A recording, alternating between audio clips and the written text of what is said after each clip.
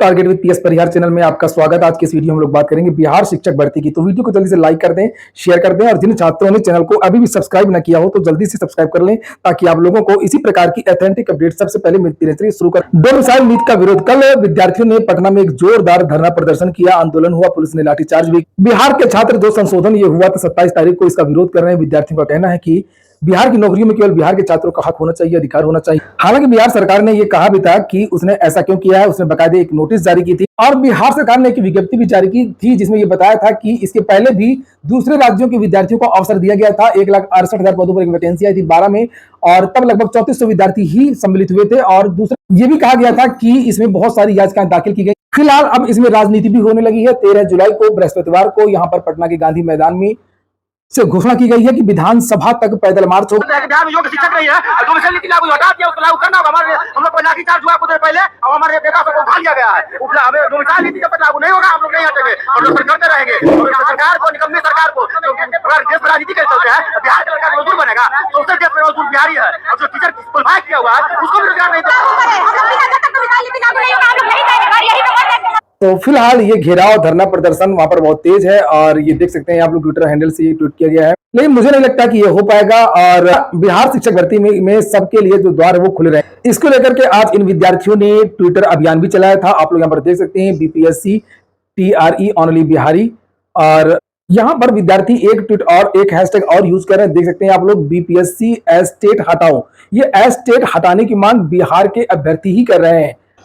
चूंकि माध्यमिक और उच्च माध्यमिक की जो वैकेंसी है उसमें एस्टेट मांगा गया है बाकी योग्यताओं के साथ में, और एस्टेट जो दूसरे राज्य के जो विद्यार्थी हैं उन्होंने तो किया ही नहीं है। और साथ में आपको बता दूं कि बिहार के भी बहुत सारे छात्रों ने एस्टेट नहीं किया है।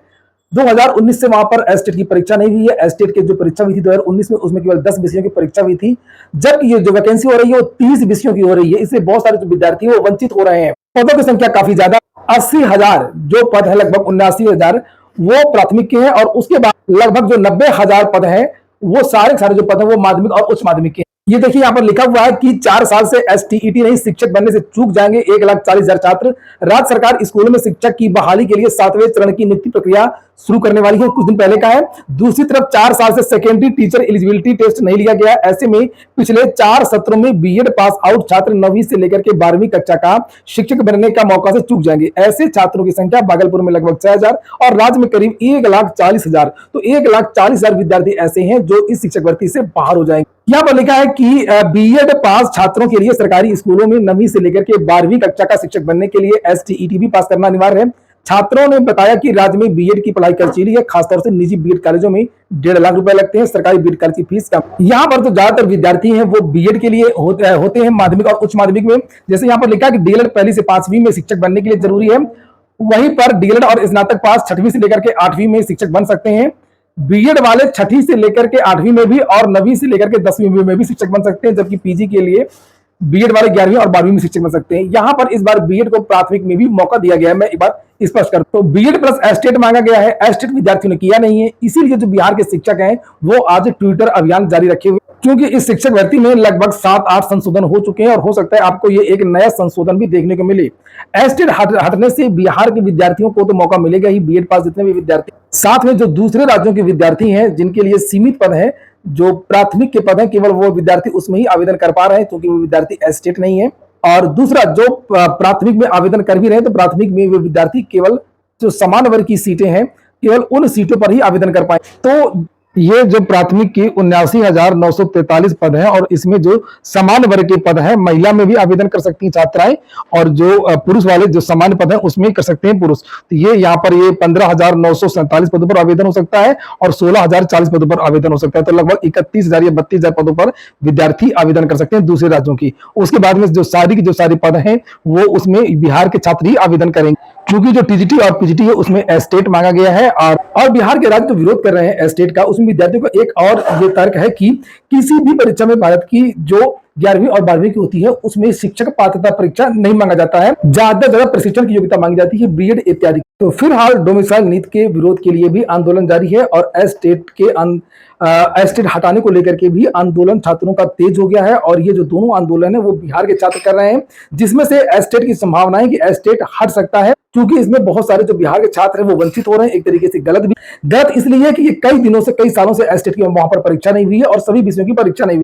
यही तर्क सबसे ज्यादा मजबूत है, यही तर्क सबसे ज्यादा प्रभावी। और अगर हम लोग पिछले दिनों का रवैया देखें बिहार की सरकार का, तो काफी लचीला रवैया है, ज्यादातर जो वो सुधार कर रही। नोटिफिकेशन आने के बाद में बहुत सारे सुधार हो चुके हैं, तो हो सकता है आपको ये भी एक नया सुधार देखने को मिले। वहीं पर अगर आप लोग पूछेंगे कि क्या डोमिसाइल नीति में भी बदलाव कर सकती है बिहार की सरकार, तो ऐसा वो कर नहीं पाएगी, ऐसा उसके अभी अधिकार में नहीं। एक तो ये कि कानूनी रूप से गलत है, बहुत सारे राज्यों ने कोशिश की थी, लेकिन इसी तरीके से नियोजन नीति बदल दी, झारखंड ने भी बदल दी, जो वहां पर हाई स्कूल और इंटर की जो योग्यता रखी गई थी उसको हटा दिया गया। मध्य प्रदेश ने भी हटा दिया, उत्तर प्रदेश में भी दूसरे राज्यों के जो छात्र हैं वो यहाँ पर नौकरी कर रहे हैं, हालांकि रखने की कोशिश की थी यूपी सरकार ने अपनी 69,000 भर्ती में भी और 68,500 शिक्षक भर्ती में भी, लेकिन विद्यार्थियों ने आवेदन किया और बाद में उनको रोकने की कोशिश की गई। विद्यार्थी कोर्ट चले गए, कोर्ट के द्वारा विद्यार्थियों को राहत दे दी गई और वो सारे विद्यार्थी नौकरी कर रहे हैं। तो ये सब चीजें सरकार जानती है बिहार की, और वो ऐसा कतई नहीं करेगी, नहीं तो भर्ती फिर फंस जाएगी, भर्ती कंप्लीट नहीं हो पाएगी। वैसे भी विपक्ष लगातार निशाना साध रहा है कि ये जो भर्ती है 5 साल चलेगी। वहीं पर अगर हम लोग बात करें कि बिहार शिक्षक भर्ती में अब तक कुल आवेदन कितने हुए हैं, क्योंकि ये भी एक कारण है जिसकी वजह से बिहार की सरकार ने दूसरे राज्यों के छात्रों को बिहार की शिक्षक भर्ती में मौका दिया है। और वहां के शिक्षा मंत्री का ये बयान भी था कि हमारे पास जो साइंस के जो पद है वो रिक्त रह सकते हैं। तो अगर उत्तर प्रदेश होता तो अब तक लगभग 17 दिनों में 10 से 15 लाख आवेदन आ गए होते, जैसा कि होता है।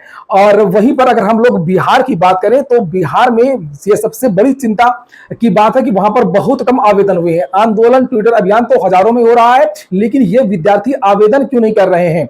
दूसरे राज्यों का तो विरोध हो रहा है, लेकिन अगर हम लोग बात करें तो लगभग 28 तारीख तक 50,000 रजिस्ट्रेशन और 36,000 आवेदन हुए थे।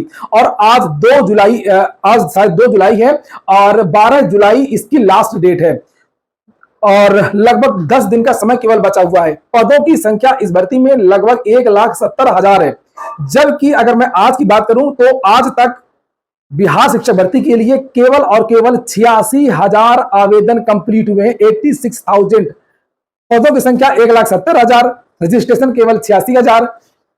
ये देख सकते हैं, ये देखिए लिखा है 1,21,000 विद्यार्थियों ने रजिस्ट्रेशन किया है और ये 86,000 विद्यार्थियों ने शुल्क सहित अंतिम रूप से फॉर्म भरा हुआ है। तो आप लोग ये बताइए, क्या जितने लोग रजिस्ट्रेशन करते हैं या जितने लोग आवेदन करते हैं, क्या उतने लोग परीक्षा में बैठते हैं? बिल्कुल नहीं बैठते हैं। ज्यादा 70%, 80% या खींच करके 90%। तो यहां पर यह भी एक बात है। और अगर हम लोग अलग अलग भर्ती की बात करें कि किसमें कितने विद्यार्थियों ने आवेदन किया, तो उसे भी आप लोग यहां पर देख सकते हैं।